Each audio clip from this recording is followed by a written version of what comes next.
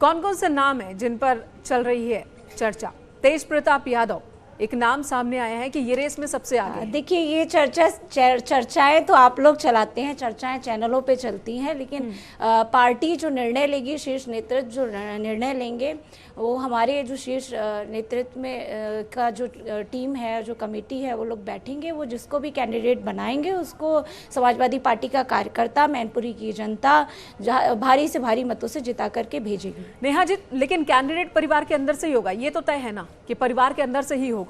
मुलायम सिंह यादव, उन्हें तो 60-62-65% तक यहाँ पर वोट मिले हैं, लेकिन पिछली बार हमने देखा 2019 में समाजवादी पार्टी में फाइट दी थी। 2019 में बीजेपी ने फाइट दी थी। डॉक्टर राम मनोहर लोहिया जी के विचारों पे चलने वाली पार्टी है। आदरणीय नेताजी का समाजवादी भारत बनाने का जो सपना है, उस संकल्प को पूरा करने की विचारधारा पे समाजवादी पार्टी काम कर रही है। कैंडिडेट कौन होगा ये पार्टी का शीर्ष नेतृत्व तय करेगा। कैंडिडेट जो भी होगा, मैनपुरी की जनता आदरणीय नेताजी ठीक है, लेकिन ये वक्त जितना ज्यादा लग रहा है कैंडिडेट को फाइनल करने में, सच्ची श्रद्धांजलि देगी।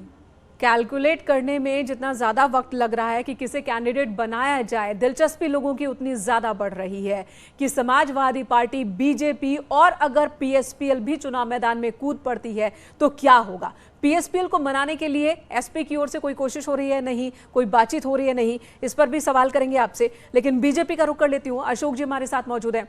अशोक जी, इस बार क्या तैयारी है मैनपुरी को लेकर? आजमगढ़ और रामपुर लोकसभा उपचुनाव में आप लोगों ने बदल दिया, वहां की तस्वीर बदल दी, सेंधमारी कर दी।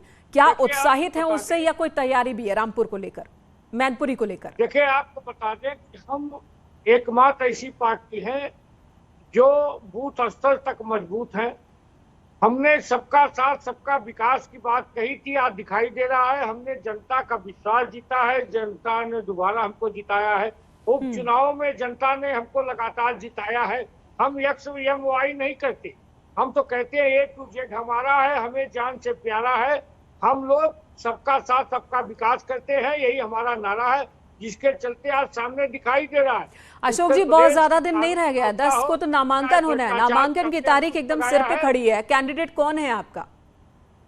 काम पर ही अगर वोट है तो कैंडिडेट तो किसी को भी बना दीजिए। लगातार चुनाव जीत रहे हैं और जिस तरह से दिखाई दे रहा है कि अखिलेश जी किसी चुनाव में प्रचार करने नहीं जाते। हमारे यहाँ मोदी से लेके योगी जी तक एक सामान्य कार्यकर्ता की भांति भारतीय जनता पार्टी का प्रचार करते हैं। अखिलेश जी पर ट्वीट करते हैं, जनता के साथ चीट करते हैं, घर में बैठ जाते हैं। उनके चाचा जी ने भी ठीक है, लेकिन ये मैनपुरी है, ये सीधे चापलूसों से गिरे। इस बार भारतीय जनता पार्टी का कमल मैनपुरी में, रामपुर में खिलेगा, इसमें कोई दो राय नहीं है। ठीक है, आगे भी बातचीत चलती रहेगी। अजय वीर सिंह जी भी हमारे साथ, प्रवक्ता आरएलडी मौजूद हैं। अजय वीर जी, तैयारी आप लोगों ने भी कर ली है खतौली से वहां पर चुनाव मैदान में, और अभी से आपने प्रचार भी शुरू कर दिया है और पूरी ताकत लगा दी है। क्या दिख रहा है?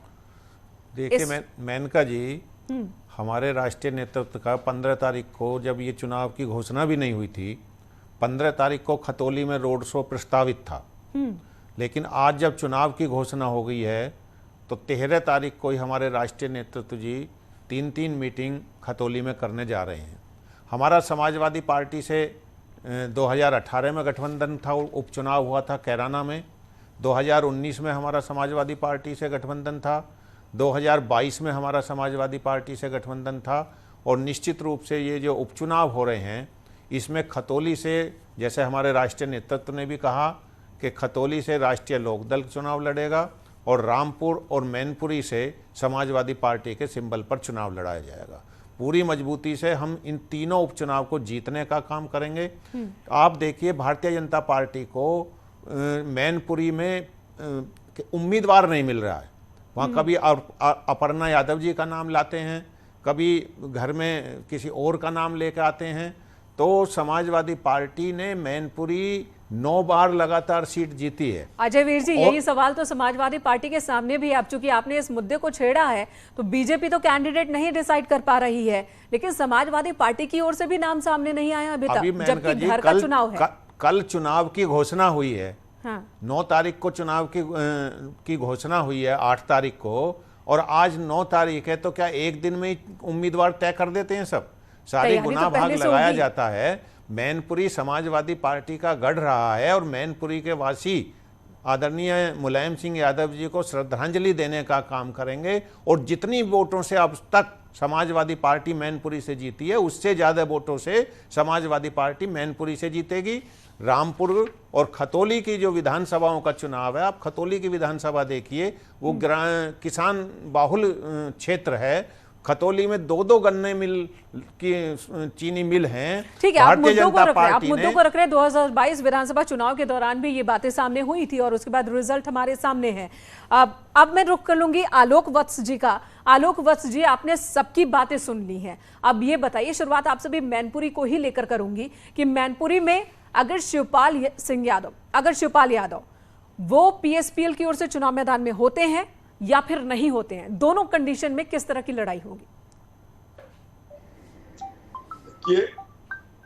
नेहा जी, अगर वो वहां से चुनाव लड़ जाते हैं अलग होके, तो निश्चित इसका प्रतिकूल असर पड़ेगा मैनपुरी की चुनाव पर। जैसा आपने देखा गोपालगंज में एआईएमएम के कैंडिडेट ने और साधु यादव की कौन सी पार्टी है मुझे याद नहीं है, उन्होंने मिलकर 20,000 वोट काट लिए और मात्र 1700-1800 वोट से आरजेडी का कैंडिडेट हार गया। तो यहाँ भी अगर ये इस तरीके का एकजुटता नहीं दिखाएंगे, हालांकि ये इनका गढ़ रहा है, हर माने में इनका वोट वहां पर जमकर है, इसमें कहीं कोई संदेह नहीं है। नहीं तो 9 बार लगातार जीतना कोई आसान बात नहीं है। लेकिन अगर इनके घर का कुनबा सही नहीं रहा, लेकिन जिस तरीके से बीजेपी ने आजमगढ़ में पटकनी दी है, अब प्रदेश की जनता मुद्दों पे वोट करना, जातिगत के अलावा मुद्दों पर ज्यादा वोट की ओर अपना ध्यान एकत्रित कर रही है। तो इन चीजों को योगी जी के नेतृत्व में जो एक खुशहाल माहौल पैदा हुआ है, वहां पर भय मुक्त माहौल पैदा हुआ है, उस सब पर भी बहुत वोट डिपेंड करता है। तो आपको लग रहा है कि बदलाव इतना ज्यादा हुआ है कि मैनपुरी पर भी उसका असर दिखे? क्योंकि हमने देखा जब मोदी फैक्टर चल रहा था, जब मोदी नाम का जादू चल रहा था, 2014 हो या फिर 19 हो, तब भी मैनपुरी लोकसभा चुनाव की सेहत पर कोई असर नहीं पड़ा। 1996 से मुलायम सिंह यादव अगर हैं तो जब तक रहें तब तक रहें। तो आपको लगता है कि इस बार असर पड़ेगा? अगर हाँ तो क्यों लगता है? देखिए, अभी जो बदलाव की बयार चल पड़ी है उससे कुछ भी हो सकता है। रामपुर भी इनका गढ़ था, आजम खान को कोई वहां से टक्कर देने वाला नहीं था। आजमगढ़ भी इनका गढ़ रहा था, लेकिन ये सारे किले ढह गए। हालांकि उससे मजबूत किला है इनका मैनपुरी, जातिगत दृष्टिकोण से भी। लेकिन अभी जिस तरीके से मोदी जी के और योगी जी के नेतृत्व में जो बदलाव की बहार चल पड़ी है, उसमें कोई भी अप्रत्याशित रिजल्ट हो जाए तो अतिशयोक्त नहीं होगा। जनता